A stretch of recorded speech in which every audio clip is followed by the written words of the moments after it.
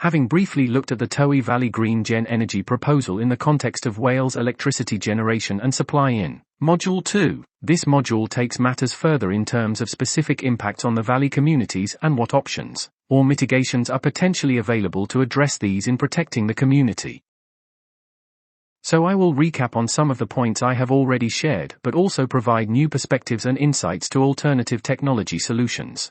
I will stimulate thinking on community impacts and help you understand why it is important to be active rather than passive in the ongoing discussions.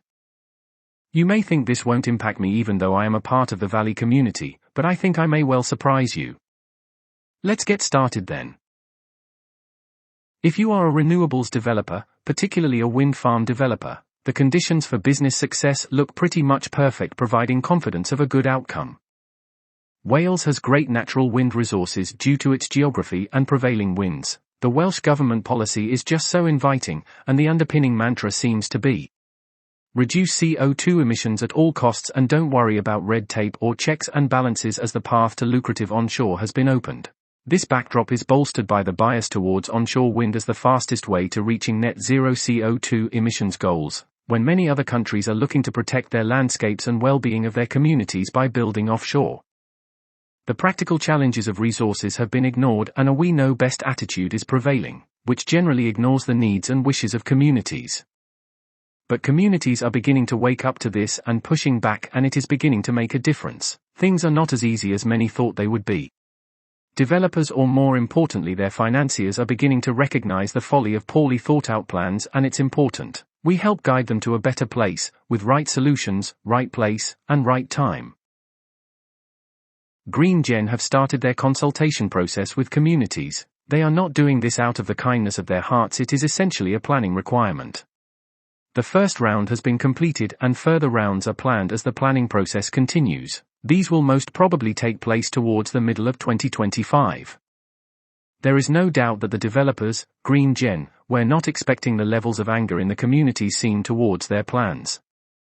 Despite the consultation events and information available on their website, it is evident that this is more about box ticking in the planning process.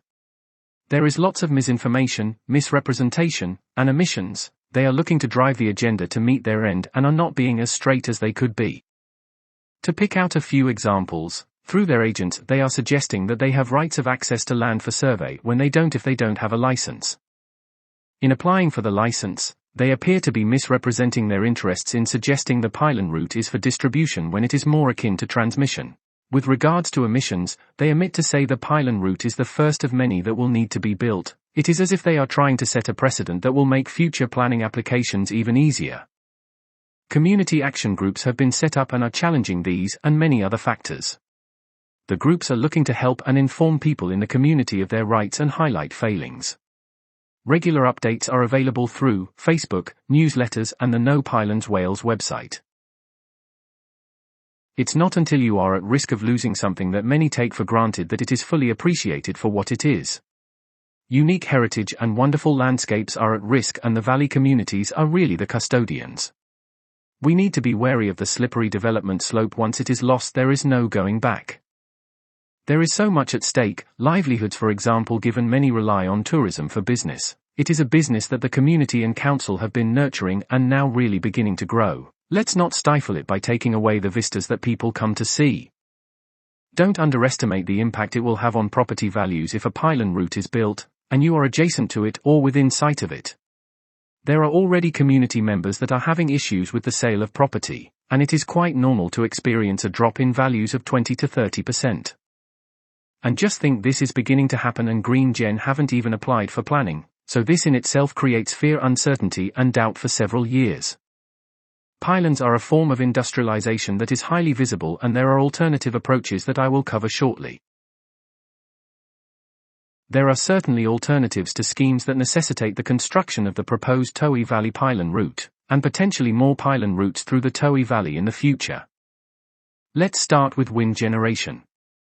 The Celtic Sea has huge potential in terms of wind resources, and the trial of deep water platform technologies is well advanced to the extent that Welsh Government has already been allocating funding. Shoreline cable landing licenses are being granted by Crown Estate, and the Irish Government is fully committed to this source of energy for Ireland. The Celtic Sea development, or floating offshore wind, as it is referred to, has the potential to deliver twice the capacity that Green Gen is looking to deliver from the mid-Wales energy parks. Add this to the potential in North Wales offshore, and you absolutely blitz the 2050 electricity forecast that has been published by Welsh Government. Based on this, people are looking to petition government to revisit policy and plans rather than just continuing with onshore developments. If, and it is a big if for many, the mid-Wales wind farms or energy parks, as Green Gen put it, need to be built, you still don't have to put in pylon routes, these could go underground. In fact, when you study the policy, it says cables should go underground. There are two issues, however. This is not written into the technical documents that underpin policy, and there is an exception clause, that if it is too difficult or expensive, go overhead. Looking at the costing used on the Green Gen website, they appear to be inflated to the extent that they are 6 times greater than overhead costs. In a recent media article, Green Gen were stating that it is 10 times the cost to underground versus overhead, so inflating their published costs even further for effect, one might suspect. It is of note that no published studies have been prepared to demonstrate this cost, and when you look at 2014 independent studies for Carmarthenshire undertaken by National Grid, it would appear undergrounding costs are equitable with overhead when considering the future maintenance. The costs in these studies are a third of the published cost that Green Gen has used, so if Green Gen is going to insist on taking advantage of the exception clause in the energy policy, Green Gen must provide an independent study, or it means the relative policy statements are meaningless and ineffectual.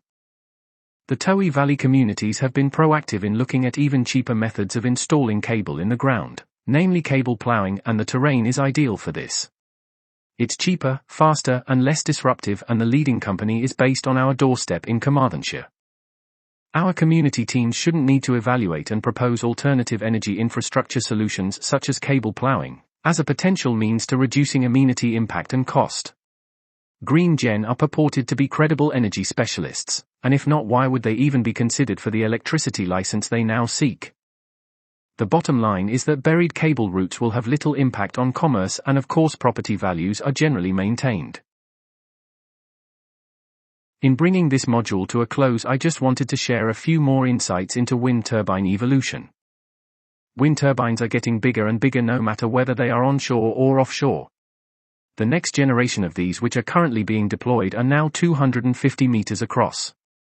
These absolutely dwarf the wind turbines that many of you will have encountered as you drive through Wales. They are so tall they have to have hazard lights, as they are a danger to aircraft, and if they are installed on the proposed terrain, in the pre-assigned development zones, they will be visible for miles and miles. It's not like they can easily be screened from view within forestry environments, they are just too damn tall. One question is, when does too big become too big for onshore installation? And to think that the manufacturers are already working on designs for even bigger wind turbines. Trial deployments of these 250-meter super turbines at sea on floating platforms is already progressing.